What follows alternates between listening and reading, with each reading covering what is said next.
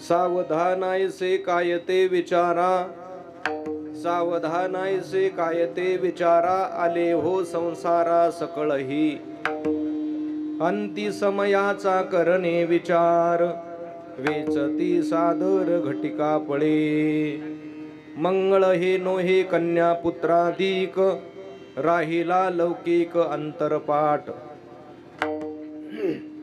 तुका म्हणे देव अंतरला दुरी, तुका म्हणे देव अंतरला दुरी, डोळिया अंधारी पडलिशी, अंती समयाचा करणे विचार, वेचती सादर घटिका पळे, पांडुरंगा करो पांडुरंगा करो पांडुरंगा करो प्रथम चरणा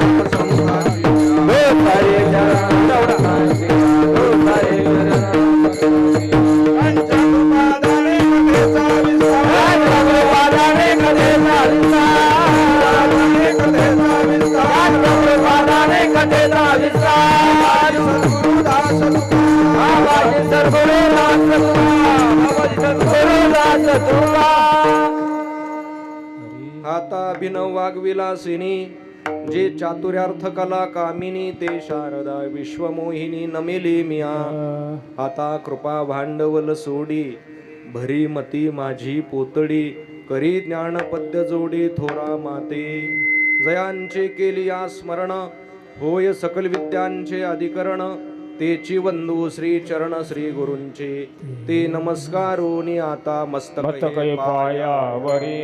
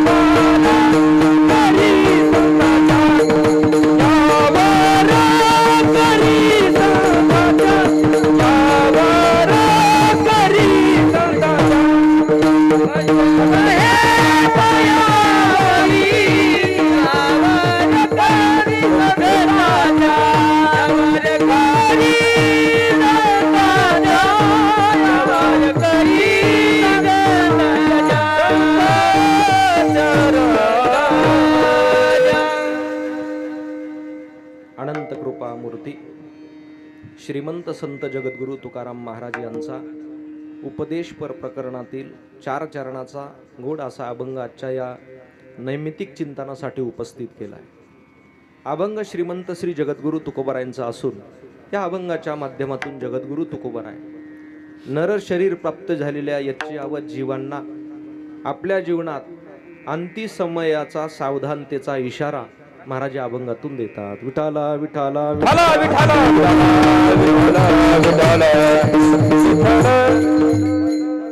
सेवेला प्रारंभ करण्यापूर्वी परिहार देणं अगत्याचं आहे. श्री क्षेत्र वाखारी येथे आपल्या सर्वांची सुपरिचित असणारे वैकुंठवासी सुभाष गोपीचंद काकळीज यांच्या प्रथम पुण्यस्मरणाच्या निमित्ताने ही चिंतन सेवा भगवत चरणी समर्पित करण्यासाठी आपण सर्व मंडळी या ठिकाणी उपस्थित आहोत.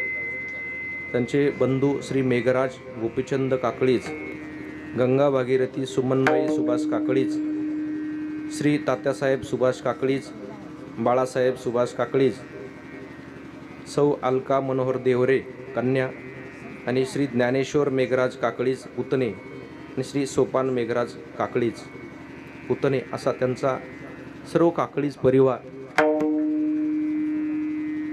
बाबांच्या प्रथम पुण्यस्मरणाच्या निमित्तानं ही चिंतन सेवा भगवत चरणी समर्पित करण्यासाठी आपण सर्व मंडळी उपस्थित आहोत.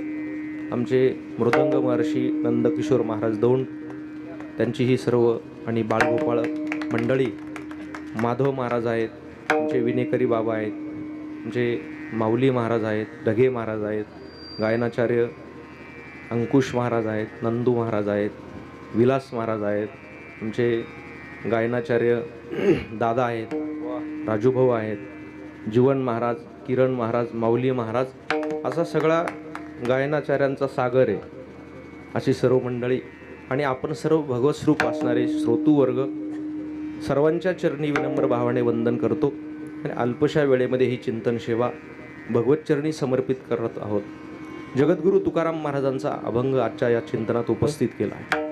महाराज या अभंगाच्या माध्यमातून सावधान म्हणजे काय याचा एक गोड भाव महाराज सांगतात. आपण अनेकदा सावध शब्द ऐकत आलो असेल, कदाचित ऐकून सुद्धा आपण गैरसावधही असेल, तर महाराजांचं नेमकं काय मत आहे सावधान शब्दातून त्याचा एक विचार आपण या अभंगातून करणार आहोत. विठाला विठाला विठाला विठाला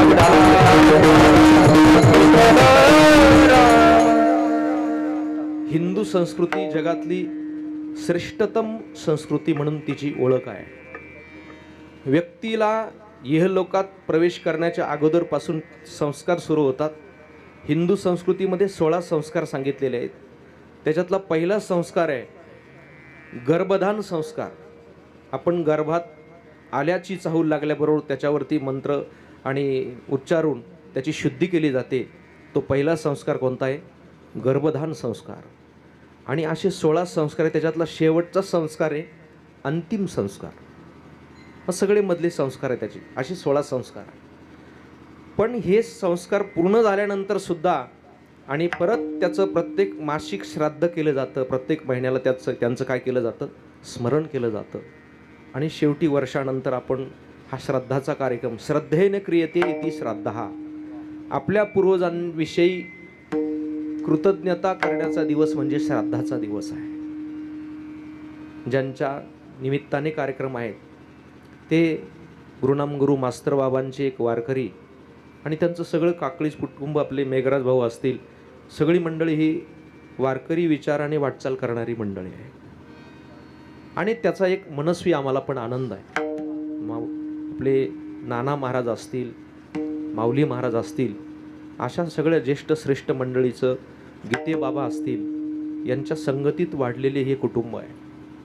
आणि त्यांची दोन्ही मुलं बाळासाहेब असतील, तात्यासाहेब असतील, हे देशसेवेमध्ये आणि कार्यरत आहे. वारकरी संप्रदायाची आव्यात वाटचाल करणारं हे कुटुंब बाबांनी आपल्या जीवनात आहे तोपर्यंत वाटचाल केली आणि ती दीक्षा या पोरांच्या हातात देऊन दिली. अजून त्यांच्यावरती जबाबदारी शासनाची, ते ड्युटीवर असतात, तरी पण वारी चुकून येदी हरी, वारीसाठी येत असतात. याचा आम्हाला मनस्वी आनंद आहे. मी नेहमी कीर्तनातून सांगत असतो, शिक्षण कुठल्याही विद्यापीठात घेता येईल, पण संस्कार हे आपल्या आईवडिलांकडून येत असतात. मुलगा चुकत असेल, काही गोष्टी होत असतील अनावधानाने, त्याचे स्वतःचे दोष म्हणा, पण त्याच्यावर जे संस्कार होतात ना महाराज, ते कुठल्या विद्यापीठाचे होत नाही. त्याच्या घराण्यातून संक्रमित झालेले जे विचार असतात त्याचं नाव संस्कार आहे. संस्कार असे करून होत नाही. घरातली माणसं चांगली वागली की मुलं तेच विचार उचलत असतात, त्याला संस्कार मानतात. म्हणून पोरांनी चांगलं वागण्यासाठी घरच्या ज्येष्ठ माणसांनी आपलं पाऊल सरळ टाकलं पाहिजे.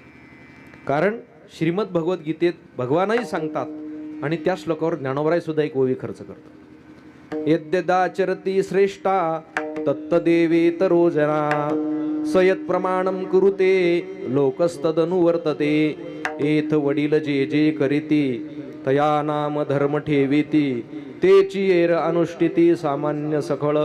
अशी एक विचाराची परंपरा, असं संस्कारित असणारं हे आणि काकळीच कुटुंब बाबांच्या जाण्याने त्यांच्या घरातला एक आणि आधारवड हरपलेला आहे. त्यांच्या दुःखामध्ये आपण सर्व आणि मास्तरबाबांचे अनुयायी असणारे सर्व वारकरी दुःखात सहभागी आहोत. अल्पशा वेळेमध्ये या अभंगावर आपण चिंतन करण्याचा प्रयत्न करणार आहोत. हा अभंग उपदेशपर प्रकरणातला आहे. महाराज म्हणतात, सावधान ऐसे काय ते विचारा, आले हो संसारा सकळही.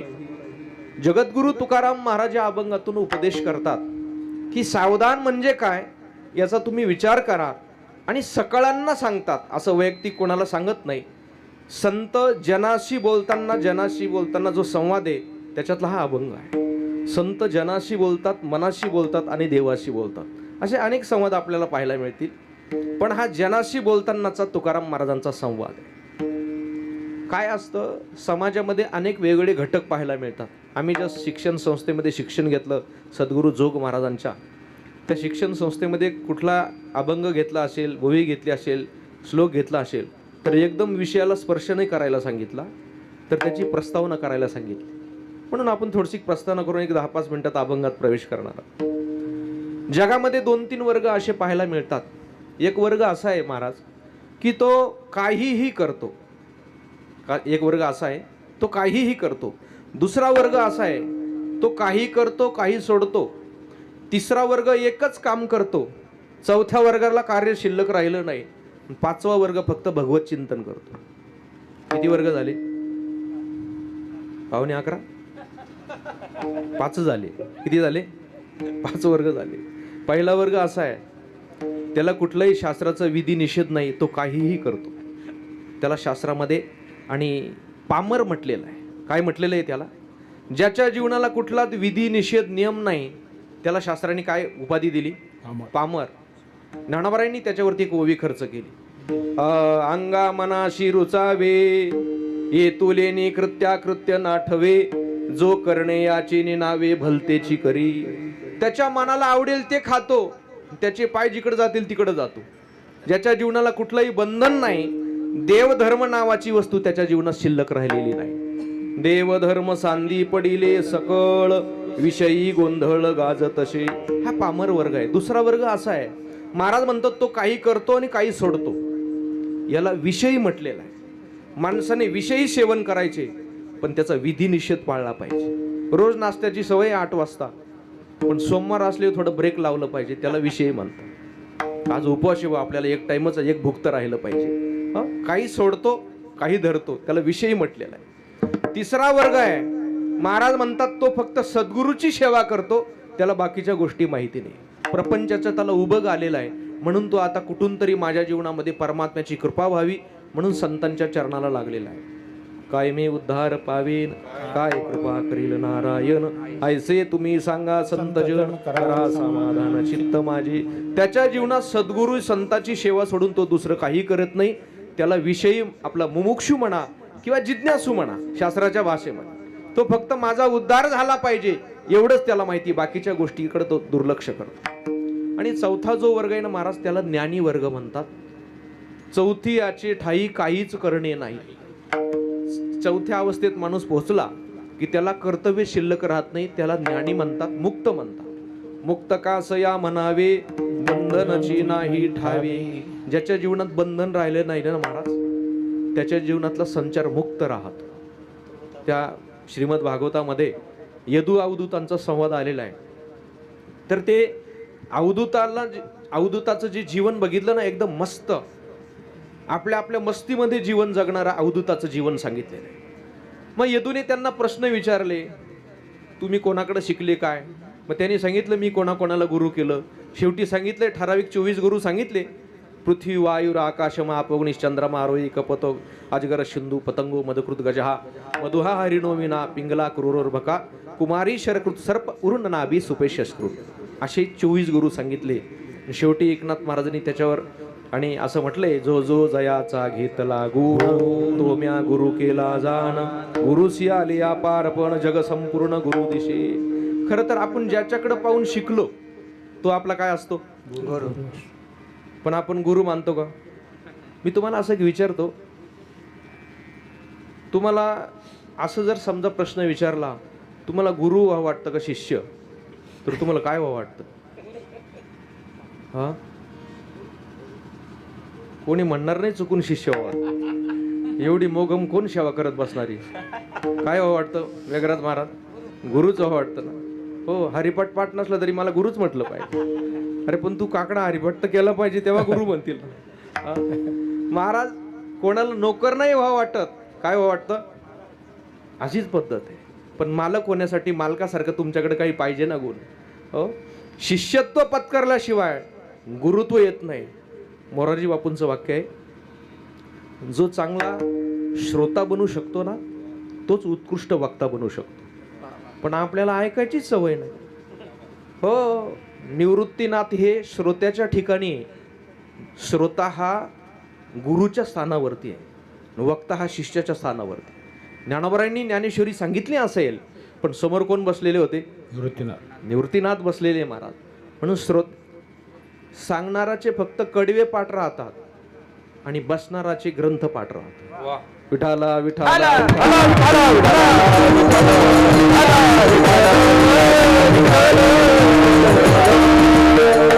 मुक्त स्थितीतल्या माणसाला कुठलंही कर्तव्य राहत नाही. त्याच्या मुक्त स्थितीमध्ये तो जीवन जगतो. पण याच्याही पुढचा एक वर्ग आहे, ज्ञान प्राप्त झाल्यानंतर आपल्या पुरतं तो सीमित न ठेवता जगाला हा आनंद मिळावा. या वर्गातले जगद्गुरु तुकाराम महाराज. सेवितो हा रस वाटितो आणि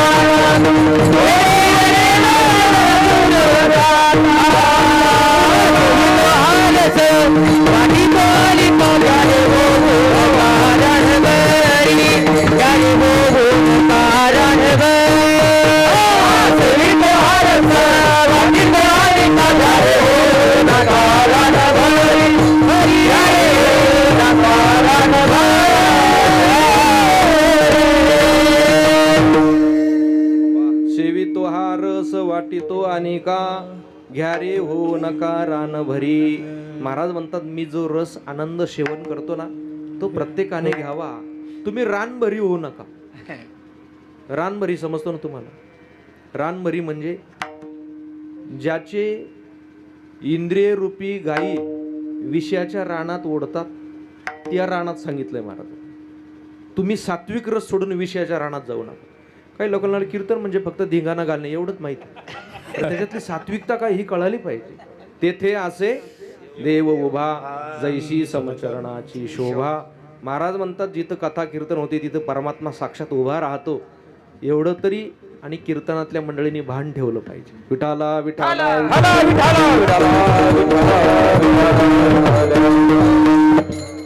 चांगल्या खऱ्या सोन्याला कस लागतो, पण त्याचीच किंमत शेवटी वाढत राहते, लक्षात ठेवा. हा, हे चायना माल थोड्या दिवस चमकतो, तो चालू कार्यक्रमात बल्ब उडून जातो, तो टिकाऊ नसतो. माणसाने चांगली काय तुकाराम महाराज म्हणतात, शुद्ध कसोनी घ्यावे वरिल्या रंगान भुलावे. तुका म्हणे घ्यावे जया नये तुटीते. विठाला विठाला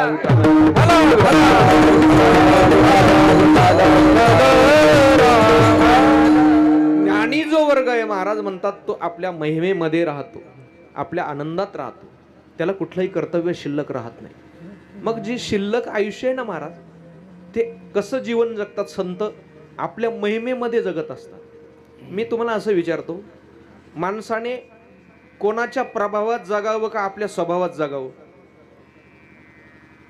कशात जगलं पाहिजे? प्रभावात जगलं पाहिजे का स्वभावात? हा,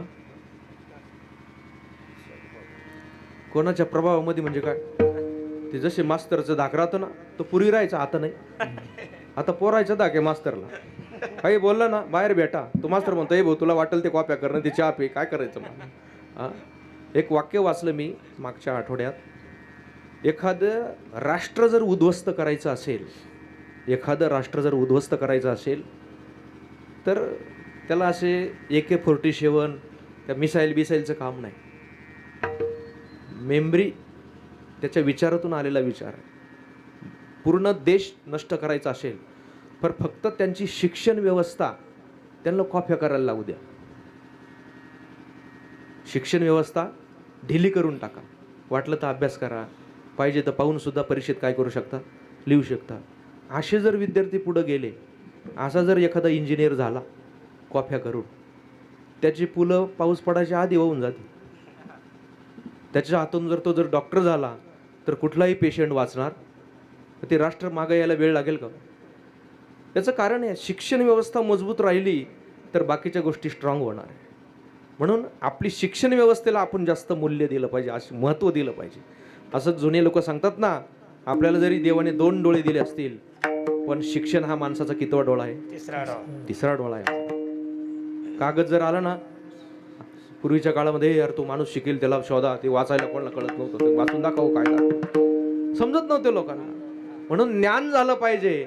म्हणून तर ज्ञानोबरांची ही तळमळ आहे. तुम्ही नुसती ज्ञानेश्वरीवर श्रद्धा ठेवून जरी वाचले ना, ब्रह्म साम्राज्याचा चक्रवर्ती करी, ही श्रीमंती महाराज ज्ञानोबरांच्या ज्ञानेश्वरीची. वाचिल जो कोणी जनी त्यासी लोटा ज्ञान होय मोरा, ज्ञान होय मोरा, ज्ञान होय मोरा, ज्ञान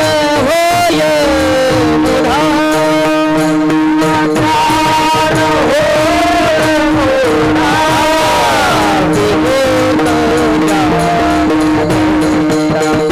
अते मूर्ख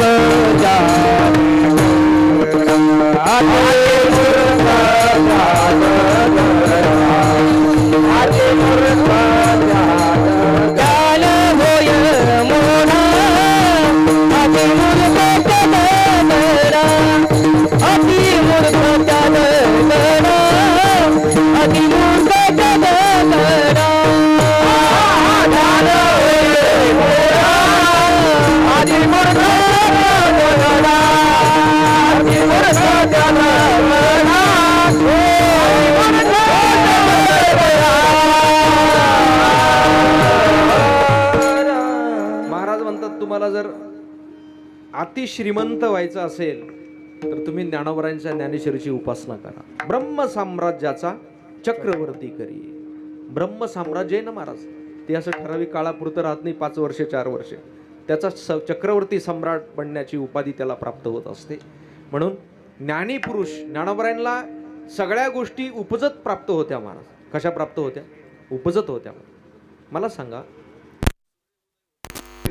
जर एखादा डोंगर असेल, अगोदर सूर्य येतो का प्रकाश येतो? कोणी येतो अगोदर? सूर्य दिसतो का? तो दिसत नाही. एक पोरग होतं 5वीचं, त्याला विचारलं मी, का रे बाळू, डोंगराच्या आडून जर सूर्य असेल, अगोदर सूर्य येतो का प्रकाश? त्यांनी लगेच सांगितलं प्रकाश येतो.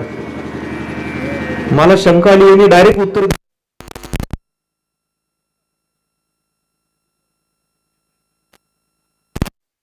दिसत होता, तो त्यांनी सांगितलं.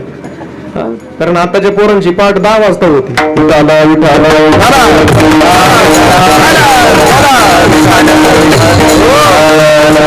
सगळ्या गोष्टी उपजत आहे. उपजताची नारी हे वर्म झालो आलेलो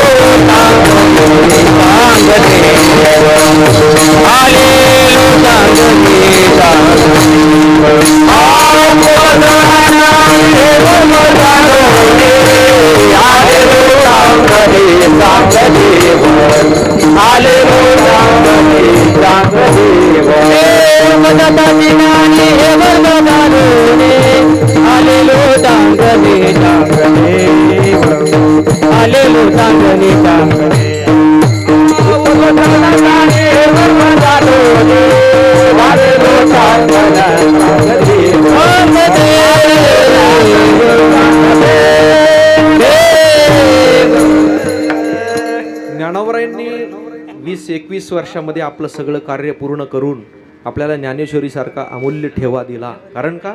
जो आनंद मला प्राप्त झाला तो जगाला मिळावा. खरं तर ज्ञानोबरांचं 727 वर्ष झाले. किती वर्ष झाले? 727 वर्ष पूर्ण होऊन गेले. ज्ञानोबराय समाधीला बसताना ज्ञानेश्वरी बरोबर घेऊन बसले आणि 350 वर्षानंतर एकनाथ महाराजांचा पैठणमध्ये अवतार झाला. 350 वर्षानंतर त्यांनी निमित्त केलं की हे ज्ञान जगाला द्यावं. म्हणून स्वप्न दृष्टांत सांगितला एकनाथ महाराजांना. अजान वृक्षाची मुळी कंठाशी लागली, यवनी अलंकापुरी काढा वेगी. ते एक निमित्त केलं आणि एकनाथ महाराजांनी 350 वर्षानंतर तिकडे गेले. त्यांनी ती शोधली ज्ञानोबरांची समाधी सर्व, आणि तरी त्यांना सापडत नाही. तेव्हा त्यांनी अनुष्ठान केलं. मला जेव्हा प्रश्नाचे उत्तर मिळत नाही तेव्हा माणसाने अनुष्ठान केलं पाहिजे, अंतकरणात अंतर्मुख झालं पाहिजे, तेव्हा त्या गोष्टी आपोआप स्फुरत राहतात. माणसं बहिर्मुख होतात शोधण्यासाठी, अंतर्मुख झालं. मग त्याला आणि त्याची संदेश मिळाला की भगवान शिवजींचा नंदी आहे, तिथून दरवाजा आहे. उठविला नंदी शिवाचा तो ढवळा, उघडली शिळा विवराची. प्रवेश केला. मग ज्ञानोबराई कशी दिसली? कैवल्याचा पुतळा प्रगटला भूतळा, चैतन्याचा जिव्हाळा ज्ञानोबा. मग ज्ञानोबरायांनी ती ज्ञानेश्वरी आपल्यासाठी दिली. महाराज मला सांगा, ज्ञानोबरायांची एवढी तळमळ आहे, त्यांना सगळ्या भाषा अवगत होत्या. 56 भाषा असा हा शंखवाचक शब्द आहे. किती भाषा येत होत्या? 56 भाषेचा केला शेगौरव. त्यांना मल्याळी भाषेत पण लिहिता आली असती. कन्नडी भाषा माहिती कशी राहते? तुम्हाला तर लिहिता येणार नाही, सांगता येणार नाही. फक्त मी तिचं कशी राहते तेवढं मी फक्त शब्दानं सांगू शकतो. आपण सणावाराला कधी कुरडाया काढतो ना, त्याचा भुगा केल्यावर कसा दिसतो तशी राहते. म्हणजे सोप्या भाषा, कन्नडी भाषा अशी राहते. निश्चित ते असे बारीक दिसतात. फक्त कन्नडी भाषेत तर लिहिता आली असती, खानदेशी भाषेत पण लिहिता आली असती ज्ञानोबरायांना. पण ज्ञानोबरायांनी या मराठी मातेचा स्वाभिमान म्हणून, हिचा गौरव व्हावा म्हणून माझा मराठाची बोल कौतुके, अमृता ते पैजा जिंके, ऐशी अक्षरे रसिके मेळवी. मराठी भाषेचा गौरव केला. आता लोक सांगतात मराठी बोललं पाहिजे. अरे हे ज्ञानोबरायांनी 700 वर्षापूर्वी सांगून ठेवलंय की तुम्ही मराठीच बोललं पाहिजे. पण संतांनी पूर्वी सांगितलेल्या लोकांना काय पडला? आता एखाद्या नेत्याचं आठवतं नाव, त्यांनी सांगितलं मराठी बोलायला. ज्ञानोबरायांनी कधी सांगितलंय तुम्हाला की मराठी भाषेचा, आपण ज्या भाषेत ज्या मातीत आहोत ना, त्या भाषेचा आपल्याला काय पाहिजे? म्हणजे इंग्रजीचा विरोध नाही, इंग्रजी भाषा ही पण शिकली पाहिजे, माध्यम आहे ते दुसऱ्याशी संवाद साधण्याचं. पण आपल्या मराठी भाषेचा आपल्याला काय पाहिजे? स्वाभिमान पाहिजे ना महाराज. आता मला सांगा, आपण जे व्यवहारात बोलतो त्याच्यात किती टक्के मराठी, किती टक्के इंग्रजी? सांगा, किती टक्के बोलतो इंग्रजी आपण? किती टक्के बोलतो? माणसाचं काय घेऊन बसले, म्हाताऱ्या बाया सुद्धा त्या मालिका पाहून तेरे कोण मेरे को करायला लागून गेल्या. इंग्रजी काय घेऊन बसले, हिंदी सुद्धा बोलायला लागले. पण मराठी शुद्ध शब्द येत नाही. विठाला विठाला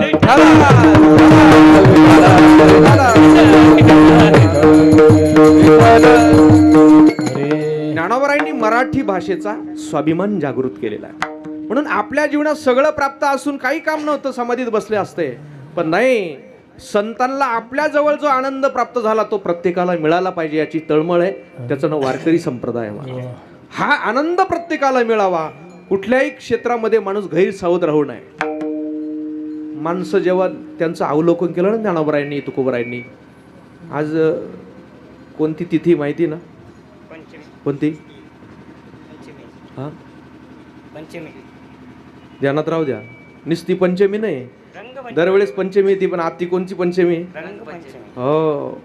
मग तुकाराम महाराजांनी ज्ञानोबरायांनी बघितलं लोकांकडे, यांना रंग लागले पण विषयाचा. कोणता रंग लागलेला आहे? यांना विषयाचा रंग लागलाय. म्हणून संतांना राहुलं ना, यांना जर आनंद पाहिजे असेल तर तुम्ही कोणत्या रंगात रंगले पाहिजे ते ज्ञानोबराय तुकोबराय सांगतात. रंगी रंगे रे श्री रंगे,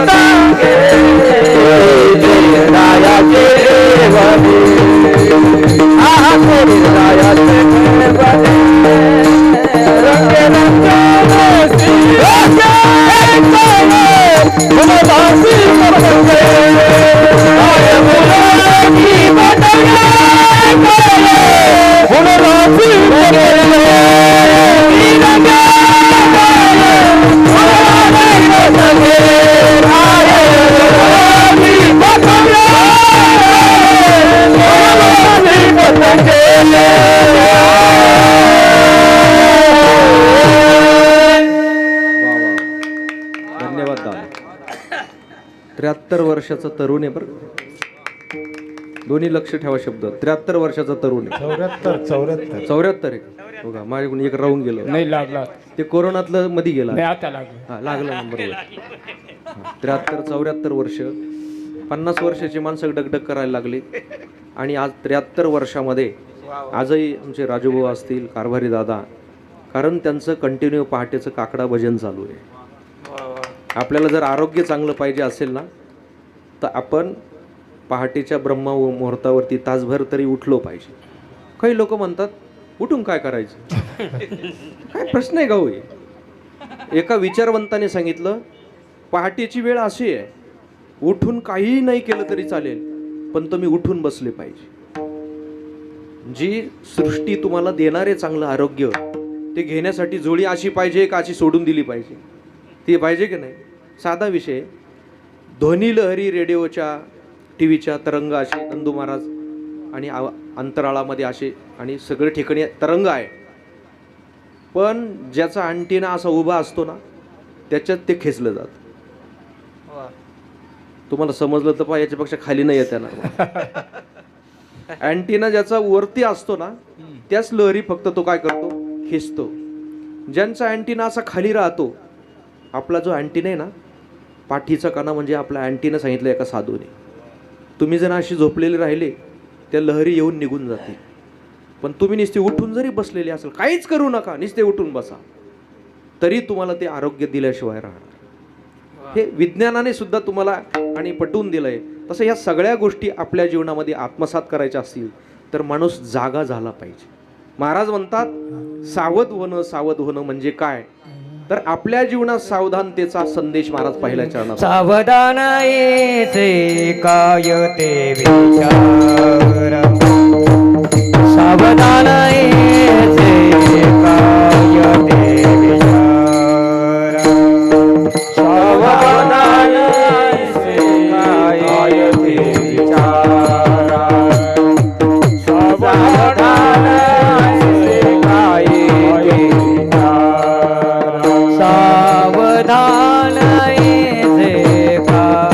ते विचार, सावधान येते काय ते विचार, सावधान येते काय ते विचार, सावधान येते काय ते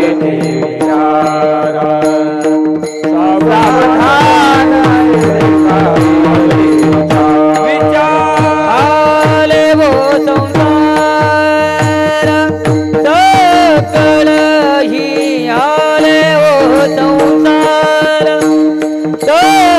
सकळ ही, अंते समयाचा करणे विचार, अंते समयाचा करणे विचार.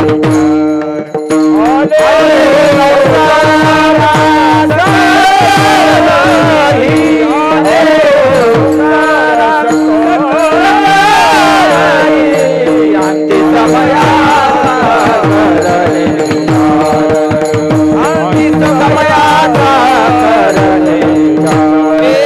सावधान येते काय ते विचार, आले वो संसारात कलही, आले वो संसारात कलही, सावधान येते काय ते विचार, आले वो संसारात कलही,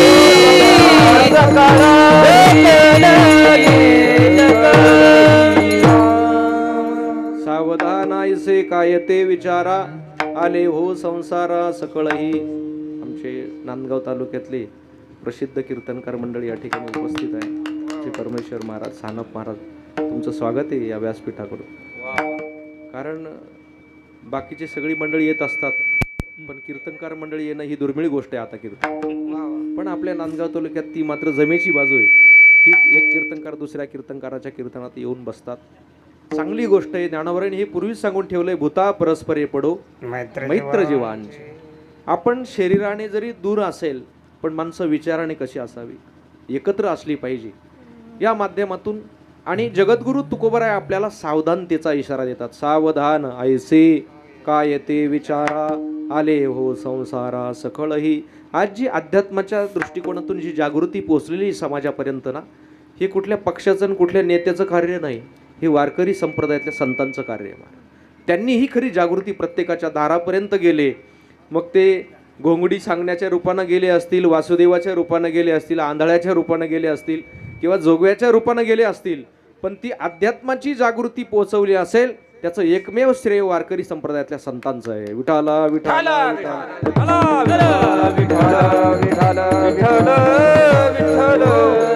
जगजोगी जगजोगी जगजोगी जगजोगी जग जाग बोलती जगजोगी जगजोगी जग जाग बोलती जगजोगी जगजोगी जग जाग बोलती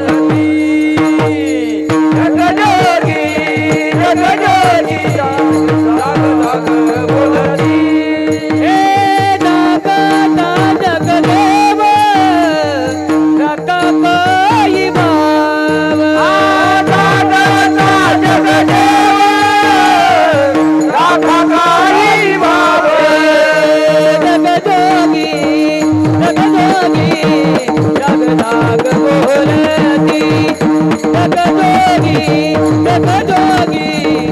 जाग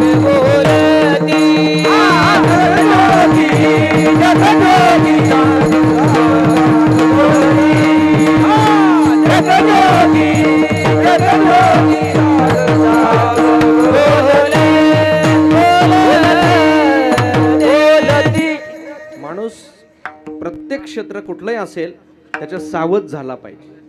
व्यवहारात जरी माणूस गैरसावध राहिला तरी त्याला तोटा होत राहतो. हा तर परमार्थ आहे महाराज. परमार्थात प्रत्येक गोष्ट आचार विचारपूर्वक केली तरच आपली आणि दिशा योग्य दिशेनं मार्ग आपण क्रमण करू शकतो. व्यवहारामध्ये एखादी वस्तू जर 50 रुपयाची असेल आणि आपल्याला जर त्याच्याविषयी आपण गैरसावध असलो तर ती आपण 150ला घेऊन येतो. मग दोघं जण बाजारला गेले, 50-50 रुपयाची वस्तू तिचं किंमत असेल, दोघं या गल्लीत एक गेला, एक 50 रुपयाला घेऊन आला, एक 100ला घेऊन आला. मग दोघं जेव्हा एकाच गाडीत बसून परत निघाले, मग ती वस्तू दोघांना घ्यायची होती, पण एक म्हटला मला ती वस्तू मिळाली पण थोडं दूर जावं लागलं. केवढ्याला मिळाली? त्याने सांगितलं मी 50 रुपयालाच घेतली. दुसऱ्याने सांगितलं तुम्हाला मला 100ला मिळाली. व्यवहारामध्ये जर माणूस गैरसावध राहिला कुठल्याही व्यवहारात तर माणसाला त्याचा तोटा सहन करावा लागतो. परमार्थामध्ये क्षणभर साधना करताना जर माणसाचं मन गैरसावध झालं, एखाद्या विषयाकडे गेलं तर साधनेतून त्याचं पतन होत राहतं. विठाला विठाला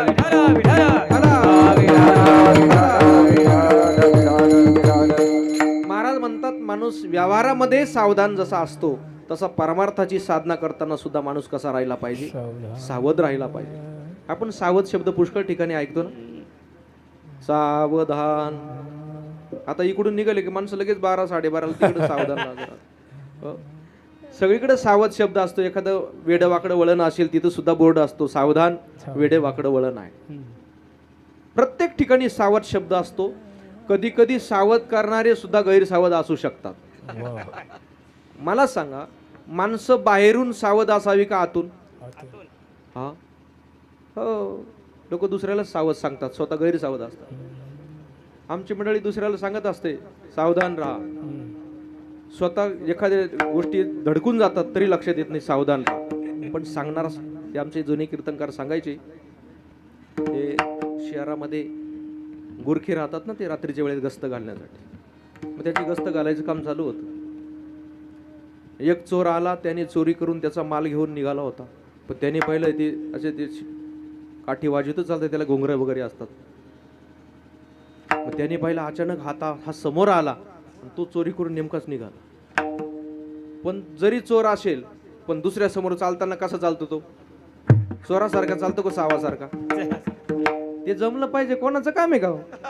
तो सावासारखाच पुढे आला. त्याने पाहिलं आता गुरखा आला, आता काय करणार? तो जसं काही त्या घरचा मालक असल्यासारखाच बाहेर आला आणि सावध राहा बरं का, चोरांची आवाज सुटलेली. कोणाला सांगतो? जो राखण करतो त्याला सांगतो. याला म्हणतात उलटा चोर कोतवाल को डाटी.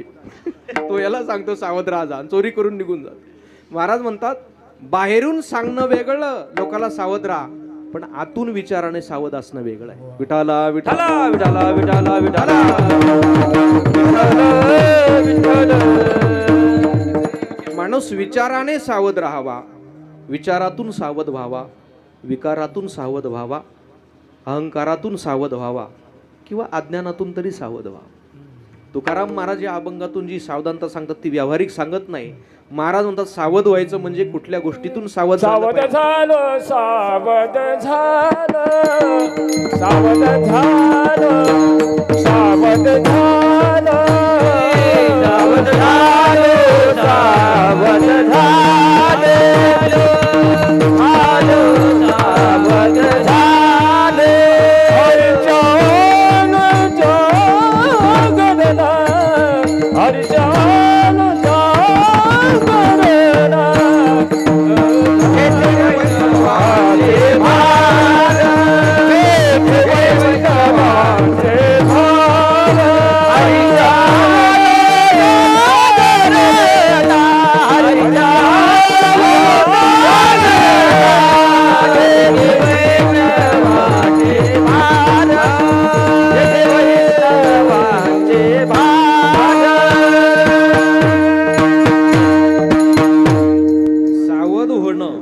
अध्यात्माच्या क्षेत्रात असेल किंवा व्यवहाराच्या, ही फार मोठी जमेची बाजू आहे महाराज. माणसं गैरसावजमध्ये किती प्रवास केला त्याला काहीच अर्थ राहत नाही.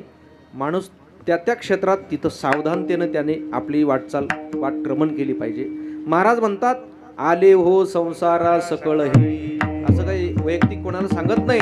महाराज म्हणतात सकळ जेवढे आहेत त्या सगळ्यांना सावध सावध सांगतात. तुकाराम महाराजांना विचारलं, महाराज तुम्ही सावध व्हा सांगतात, सगळ्यांना सावध झालं पाहिजे, हेही बरोबर आहे. पण आमच्या जीवनात आम्ही नेमकं कुठल्या विषयाविषयी सावध झालं पाहिजे त्याचा विचार महाराज दुसऱ्या चरणात सांगतात. अंती समयाचा करणे विचार अंती समयाचा करणे विचार अंती समयात करणे विचार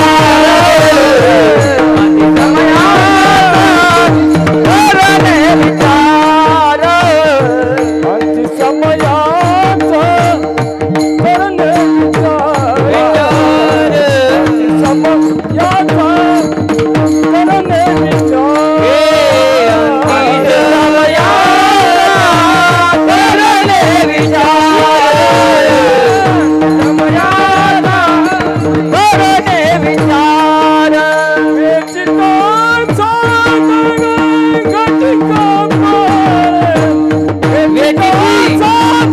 अंती समयात करणे विचार अंती समयात करणे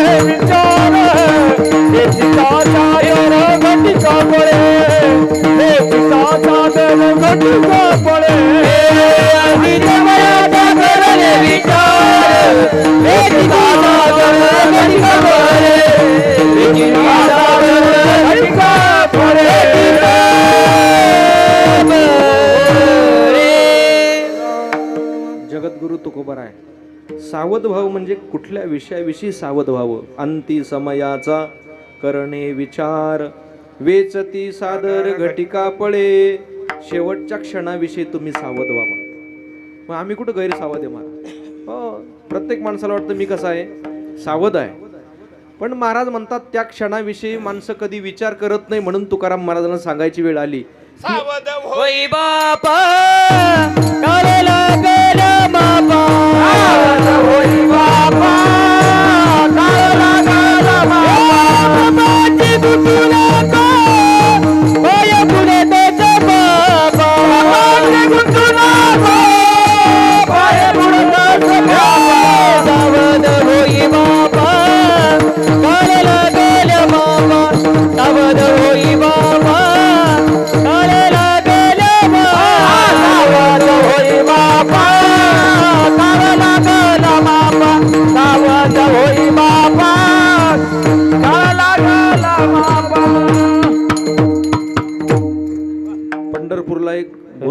महाराज होऊन गेले.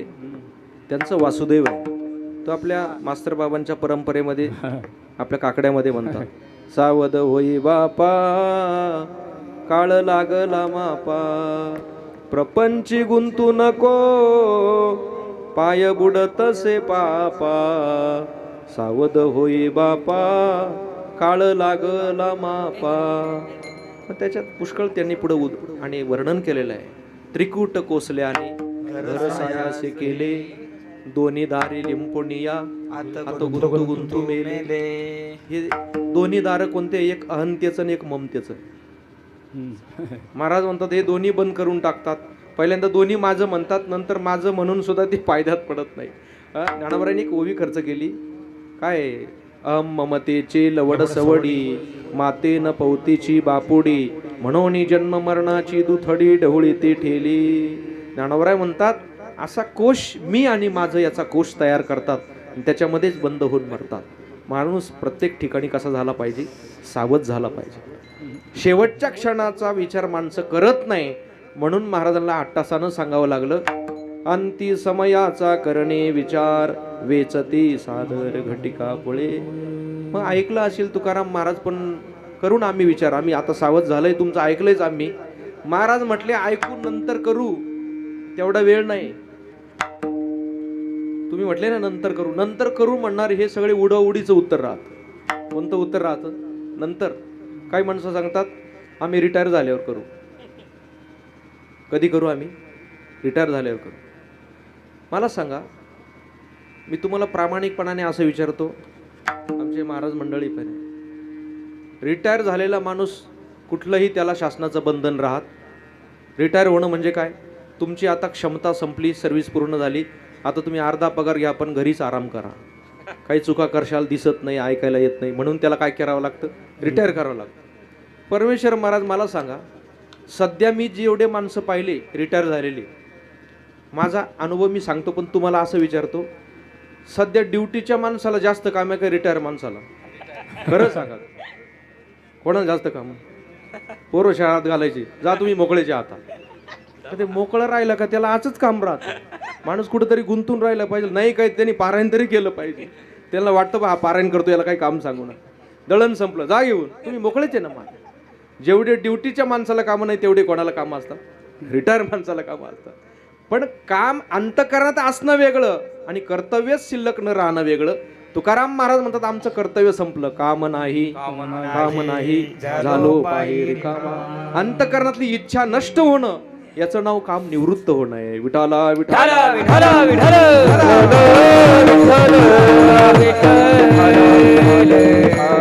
महाराज म्हणतात अंती समयाचा करणे विचार, वेचती सादर घटिका पळे.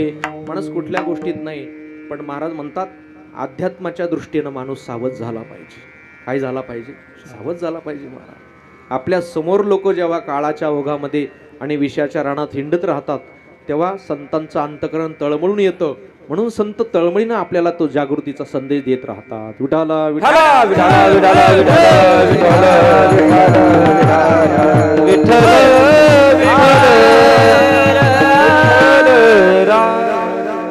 माणूस विचाराने समृद्ध झाला पाहिजे. मी तुम्हाला असं विचारतो, माणसाची परिस्थिती सुधारली पाहिजे का विचार सुधारले पाहिजे? काय सुधारले पाहिजे? हा, विचार सुधारले पाहिजे ना. संतांनी जे ग्रंथ दिले ना महाराज, त्यांची ग्रंथ म्हणजे आपल्याला दिले पॅकेज येते. संतांनी आपल्याला, सरकारचे पॅकेज काही उपयोगाचे राहत नाही. सरकार लोक सांगतात दुष्काळ जाहीर करा, पण तो दुसऱ्याचाच दुष्काळ निघून जातो, ज्यांचा आहे त्यांचा तसाच राहतो, आपल्यापर्यंत येत नाही. पण संतांनी दिलेले जे ग्रंथ आहे महाराज, संतांना हीच अपेक्षा आहे, कधीतरी हे अज्ञानातून बाहेर आले पाहिजे आणि ज्ञानाच्या स्वच्छ प्रकाश यांना कळावा, यांना तो आनंद मिळावा. म्हणून संत प्रत्येक गोष्टीत तळमळीनं आपल्याला जागृतीचा संदेश देतात. या सृष्टीमध्ये मानवी जीवनावरती देवापेक्षाही कोणाचे उपकार जास्त असतील तर ते वारकरी संप्रदायातल्या संतांचे.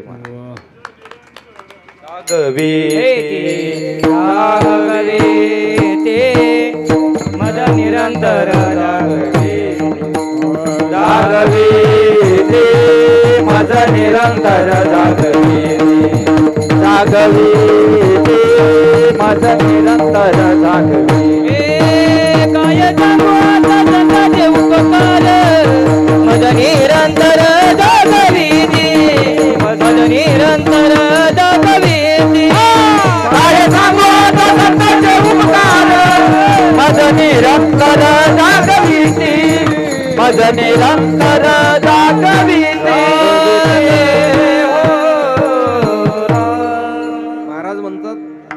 समयाचा विचार करणं म्हणजे काय माहिती का?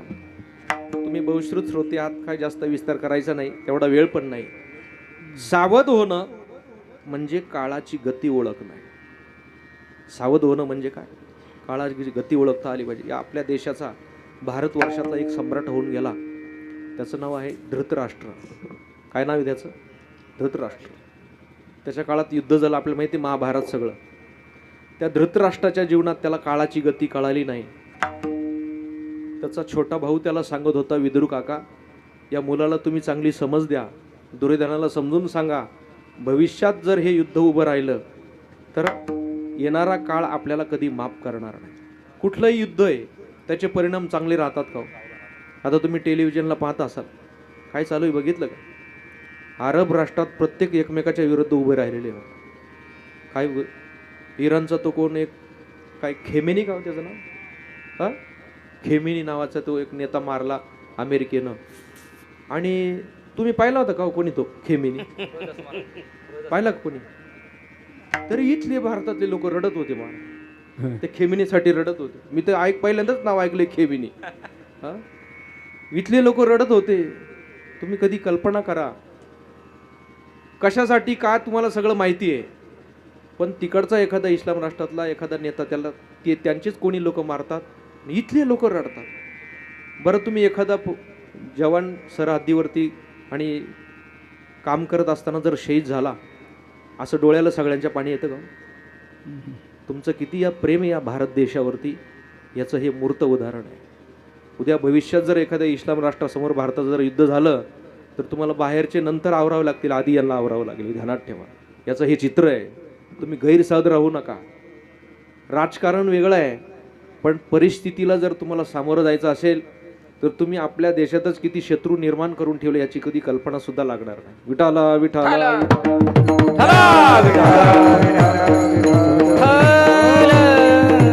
पाकिस्तानची मॅच जिंकल्यानंतर फटाके भारतात फुटायला पाहिजे, कधी कल्पना करा. माणसाला कुठल्याही जाती धर्माचा असू द्या, पण त्याला आपल्या पहिल्यांदा स्वतःच्या राष्ट्राचं प्रेम पाहिजे महाराज. बाकीत नंतर मग तुम्ही कोण आहे तो पुढचा प्रश्न आहे, पण आपल्या स्वतःच्या राष्ट्राचं प्रेम पाहिजे. आता कालच इराणमधून आपले जे भारत देशातले काही नागरिक होते ते सगळे स्पेशल एका विमानाने परत आणले. परमेश्वर महाराज त्यांना भारत देशाचं स्पेशल एक फायटर विमान त्या विमानाच्या सुरक्षेसाठी होतं, त्यांना परत आणण्यासाठी. त्याच्यामध्ये बहुतांशी लोक मुसलमान होते, पण ते आपल्या पंतप्रधानांनी सुरक्षित आपल्या देशात आणून सोडले. त्यांची जात पाहिली नाही, पण ते जात पाहून गोळ्या घालतात, हे ध्यानात ठेवा. मी जे बोलतो ना ते सावध होण्यासाठी बोलतोय. कुठलीही गोष्ट करताना अरब राष्ट्रांकडे मोठमोठ्या मिसाईल आहे, 2500 किलोमीटरची रेंज आहे त्यांच्या एका मिसाईलला. 2500 किलोमीटर कशाला म्हणतात? मग अशा जर त्यांच्याकडे सगळ्याकडे मिसाईल आहे, प्रत्येकाकडे सगळा शस्त्र साठा आहे, पण एक वाक्य मी याच्यातून सांगू इच्छितो, ते एकमेकाला जीवसृष्टी नष्ट करण्याच्या सगळ्यांकडे मिसाईल असतील, पण मानवी जीवनाला शांततेने जीवन जगण्याची मिसाईल म्हणजे गाथा ज्ञानेश्वरी. हो, ते फक्त विध्वंस करू शकतात, पण विखुरलेल्या माणसाला एकत्र करण्याचं ज्ञान फक्त ज्ञानोबरायांनी 700 वर्षापूर्वी घोषणा केली. मेळविली मांदी वैष्णवांची, मेळवली मांदी वैष्णवांची, मेळवली मांदी वैष्णवांची. जयाने घातली मुक्तीची गवार, जयाने घातली मुक्तीची गवार, जयाने घातली मुक्तीची गवार, जयाने घातली मुक्तीची गवार. मेळवली मांदी वैष्णवांची, मेळवली मांदी वैष्णवांची, मेळवली मांदी वैष्णवांची. ज्ञानोबरांची ज्ञानेश्वरी गाथा म्हणजे काय हे तुम्हाला आतमध्ये गेल्यानंतर लक्षात येणार. मागं हिरोशिमा नागासाकीवरती जी आणि न्यूक्लिअर बॉम्ब टाकला होता ना, तिथं अजून गवत उगवत नाही. अजून तो जो बॉम्ब टाकला किंवा ती जी मिसाईल टाकली त्याने जे विध्वंस केला ना, त्याच्या 100 पट ताकद भारताकडे असणाऱ्या ब्रह्मोस नावाच्या मिसाईलमध्ये. आपले नुसते ग्रंथाने समृद्ध नाही. काय असतं, घर चांगलं ठेवण्यासाठी घरातला कारभारी चांगला असावा लागतो. देश चांगला सुरक्षित ठेवण्यासाठी देशाचा कोण पाहिजे? राजकारण सोडून द्या. राजकारण करता करता आपले घरं सुद्धा निघून जाणार, ध्यानात ठेवा. काही गोष्ट विषय काढला का पहिल्या डोक्यात किडे हेच घुसतात. राजकारण कुठल्या पक्षाचे असतील महाराज, पक्ष बिक्ष काही नाही, पंख राहायचे नाही, ध्यानात ठेवा. सरळ चाललं पाहिजे. घर चांगलं राहण्यासाठी घरचा कारभारी चांगला पाहिजे आणि देश चांगला राहण्यासाठी कोण पाहिजे? देशाचा कारभार. आपला कारभारी असा आहे ना, आपला देशाचा पाहतो आणि दुसऱ्याचा कारभार हो. कोणाच्या भांडणं झाले की मिटायला कोण राहतं? तुमचे येतील तेव्हाच ते मिटवतील. कारण का? लोकांकडे विखुरण्याची संदेश आहे, पण सगळ्यांना एकत्र करण्याचा संदेश या भारत देशातल्या ऋषीमुनींनी आपल्याला देऊन ठेवला आहे. हा संदेश ग्रंथाच्या रूपाने ज्ञानोबा असतील, ज्ञानेश्वरी असेल, गाथा असेल. आज जे त्यांच्याकडे काय विध्वंस चालला आहे. आपल्याकडे जसे फटाके फुटतात ना, तसे मिसाईल पडून राहिले. तुम्ही नुसते बघा काय विध्वंस असेल महाराज. ना आपल्याकडे मस्त होळी मनस साजरी करत होते लोक, आनंदाने मस्त रंग आहे बा. आज सुद्धा त्यांचे तसेच अजून कलरचे. हो, मस्त आनंद. ते का? तर आपल्या देशाचा कारभारी आपल्याला सुरक्षित ठेवण्यासाठी मजबूत केलंय महाराज. कुठल्याही गोष्टी एक वाक्य लक्षात ठेवा, ज्याने चांगलं काम केलं ना महाराज, त्यांना चांगलं म्हणण्यासाठी सुद्धा चांगली बुद्धी लागते. नाही ते कुठलेही लोक काही वाक्य काढलं का नाही हे अमुक पक्षाचा असेल, ही पक्ष बिक्ष सोडून द्या. आपण भारतीय आहोत हे अगोदर लक्षात ठेवा. विठाला विठाला.